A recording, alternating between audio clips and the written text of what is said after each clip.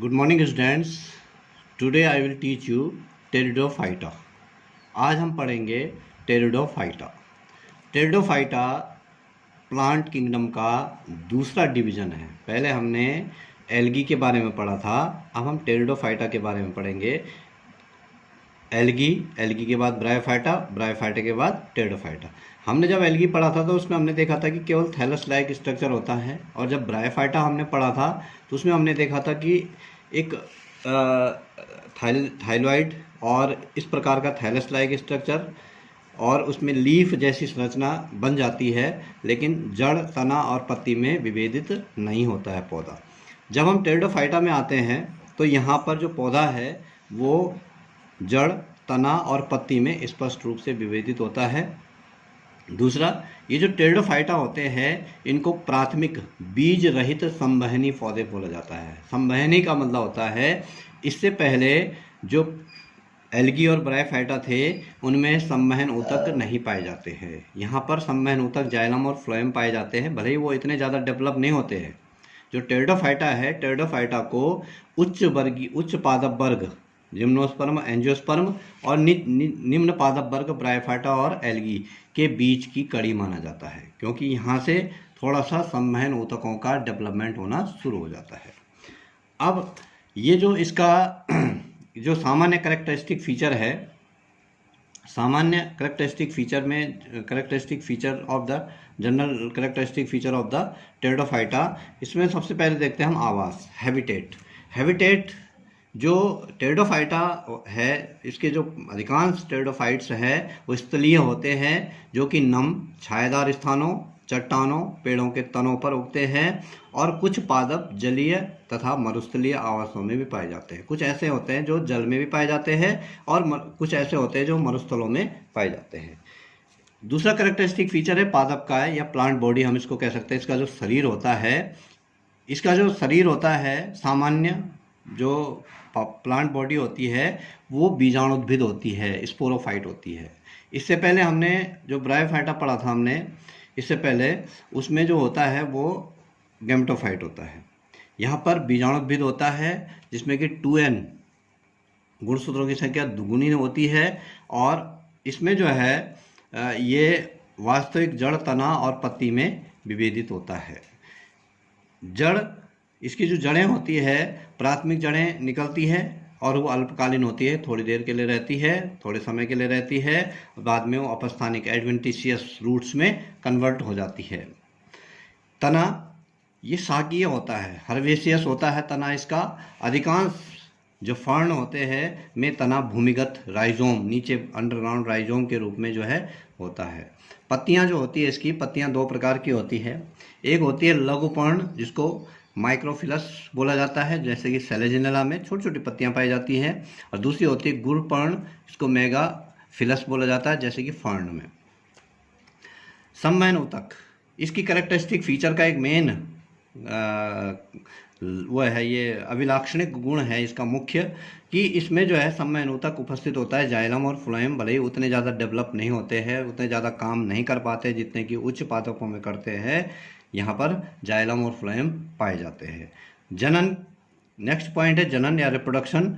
इसमें जो जनन की प्रक्रिया होती है, कायिक और लैंगिक दोनों प्रकार से जनन पाया जाता है। जो कायिक प्रजनन होता है वो अपस्थानिक शाखाओं के रूप में होता है, उसमें अलग अलग शाखाएं निकल जाती है और उसी से नए पौधे का जन्म हो जाता है।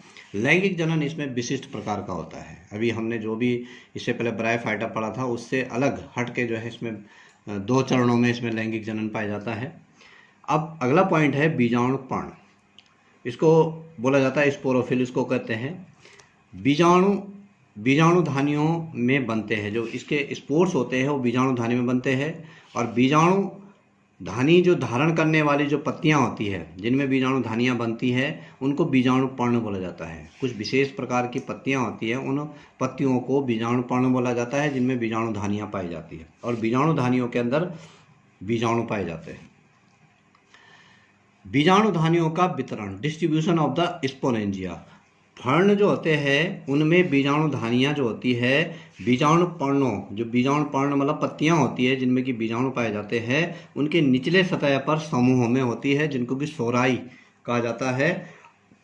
कुछ में ये कोन के रूप में होते हैं।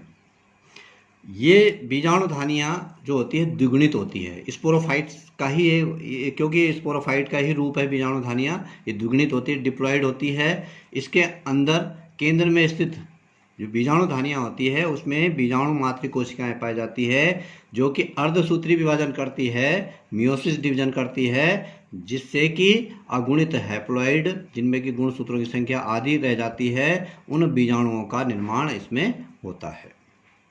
नेक्स्ट पॉइंट है बीजाणु स्पोर्स। जो स्पोर्स होते हैं वो अगुणित होते हैं जो कि बीजाणुधानियों से बनते हैं। स्पोरेंजियस के मियोसिस डिवीजन के फलस्वरूप बनते हैं। उनका प्रकीर्णन होता है, मतलब स्पोरेंजिया फटते हैं और वो फैल जाती है। जब वो फैलकर जमीन में गिरती है तो उनका अंकुरण होता है। अंकुरण होकर जो है वो युग्मकोद्भिद में कन्वर्ट हो जाती है, जिसको हम गैमेटोफाइट कहते हैं। अब स्पोरोफाइट से गैमेटोफाइट का निर्माण हो गया। गैमेटोफाइट का मतलब होता है गुणसूत्रों की संख्या आदि। अब अगला पॉइंट है युग्मकोद्भिद या गैमेटोफाइट। ये स्वतंत्र जीवी छोटी थैलाव जैसी संरचना है, थाइलेकॉइड इसको बोला जाता है, उसके जैसी संरचना है जिसको प्रोथैलस कहते हैं। ये बहुकोशिकीय होती है। ठंडे और गीले और छायादार स्थानों पर ये उगता है और इस प्रोथैलस पर, इसी पर जो है नर और मादा अंगों का विकास होता है। अलग ही प्रकार का है इसमें जनन क्रिया पाई जाती है। पहले स्पोर्स बन रहे हैं, फिर उनका अंकुरण हो रहा है और अंकुरण के बाद उसमें जो है प्रोथैलस पर नर और मादा जनन अंग बन रहे हैं। अब जनन अंग, सेक्स ऑर्गन्स क्या क्या होते हैं इसमें?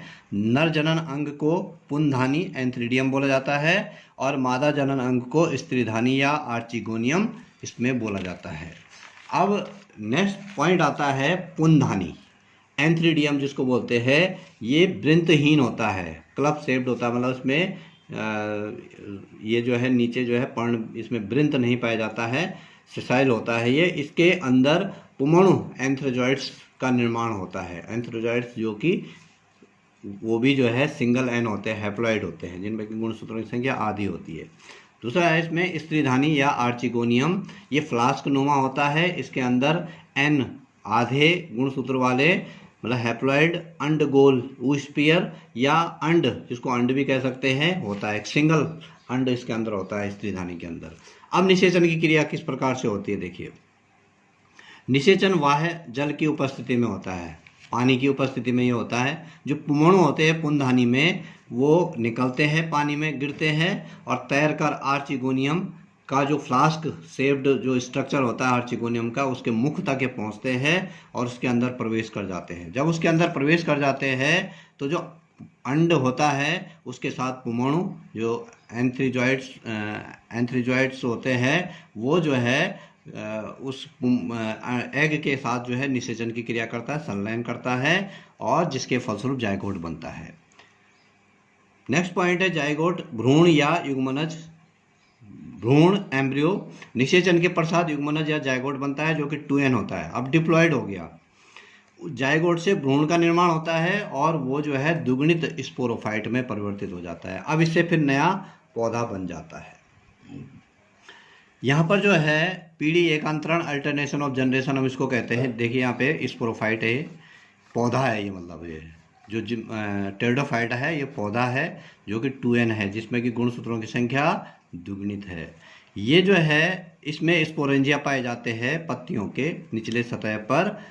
स्पोरोफिलस जिसको बोला जाता है, उसमें स्पोरेंजिया पाए जाते हैं जो कि 2n होते हैं, दुगुणित होते हैं। स्पोरेंजिया में जो है अर्धसूत्री विभाजन होता है, मियोसिस डिवीजन होता है इसमें, जिसके फलस्वरूप स्पोर्स बनते हैं जो कि अगुणित होते हैं, जिनमें गुणसूत्रों की संख्या n पाई जाती है। वो स्पोर्स जो है जब नीचे गिरते हैं तो गैमेटोफाइट में कन्वर्ट हो जाते हैं, उससे गैमेटोफाइट बनता है, उगता है, अंकुरण होता है, जिसमें कि गुणसूत्रों की संख्या n होती है। अब वो गैमेटोफाइट से जो है फीमेल पार्ट होता है आर्चिगोनियम, जिसमें कि एग होता है, और मेल होता है जिसको एंथ्रोजॉइड्स पुमणु का निर्माण होता है एंथ्रीडियम में। एग और एंथ्रेजॉइड का फ्यूजन होता है जिससे कि द्विगुणित जायगोट का निर्माण होता है और द्विगुणित जायगोट से भ्रूण और भ्रूण से स्पोरोफाइट का निर्माण होता है। इस प्रकार से साइकिल चलती रहती है, अल्टरनेशन ऑफ जनरेशन, स्पोरोफाइट से गैमेटोफाइट, गैमेटोफाइट से स्पोरोफाइट, इसको अल्टरनेशन ऑफ जनरेशन इसको बोला जाता है। नेक्स्ट पॉइंट है टेरिडोफाइटा में बीज प्रकृति।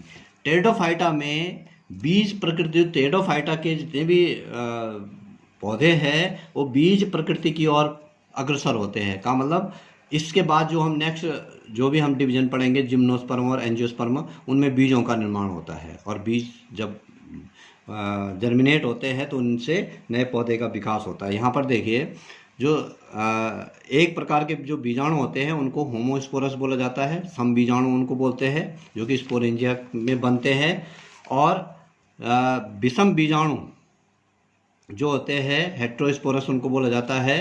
ये लघु बीजाणु और गुरु बीजाणु इनमें पाए जाते हैं, दो प्रकार के बीजाणु इनमें पाए जाते हैं। मादा से युग्मनज का निर्माण भ्रूण बनता है इसमें। मादा युग्मनज जो होता है, जैसे कि बाद में हम हायर प्लांट्स में पढ़ेंगे, उसमें भ्रूण का निर्माण होता है। तो इससे ये सिद्ध होता है भी बीज का निर्माण तो नहीं होता है, लेकिन लगभग ये बीज प्रकृति की ओर अग्रसर होते हैं। ये एक डेवलपमेंट या इवोल्यूशन की एक कड़ी की शुरुआत जो है टेरिडोफाइटा से हो जाती है। टेरिडोफाइटा का वर्गीकरण, classification of the pteridophyta. Pteridophyta को 4 वर्गों में हम डिवाइड करते हैं। एक है साइलोप्सिडा। साइलोप्सिडा जो है इसके अंदर जितने भी पौधे मिले उनमें से अधिकांश जीवाश्म है, फॉसिल्स है, उनमें से ज़्यादातर 90% जो प्लांट्स है इसमें वो फॉसिल्स है। फॉसिल्स का मतलब वो किसी ज़माने में पाए जाते थे और वो जो है चट्टानों के नीचे दब गए, उनके इम्प्रेशन जो है वहाँ पर पाए गए आज खुदाई के फलस्वरूप। इसमें राइनिया और साइलोटम को रखा गया है और इसमें जो बीजाणु पाए जाते थे वो सम बीजाणु थे ये सब। दूसरा जो वर्ग है वह है लाइकोप्सिडा। लाइकोप्सिडा जो है इसमें जो है लाइकोपोडियम और इसमें सम बीजाणु और विषम बीजाणु दोनों पाए जाते हैं। लाइकोपोडियम और सेलेजिनेला इसमें पाए जाते हैं। तीसरा है स्पिनोप्सिडा। स्पिनोप्सिडा में जो इसका जो संरचना होती है वो शंकु के आकार की संरचना इसमें पाई जाती है और इक्विसिटम इसमें जो है होता है। इक्विसिटम इसका मेन एग्जाम्पल है। चौथा जो वर्ग है वह है टेरोप्सिडा। टेरोप्सिडा जो होते हैं वो फर्न कहलाते हैं। मेन जो फर्न होते हैं इनकी पत्तियां बड़ी होती है। टेरिडियम और ड्रायोप्टेरिस इसके एग्जाम्पल है।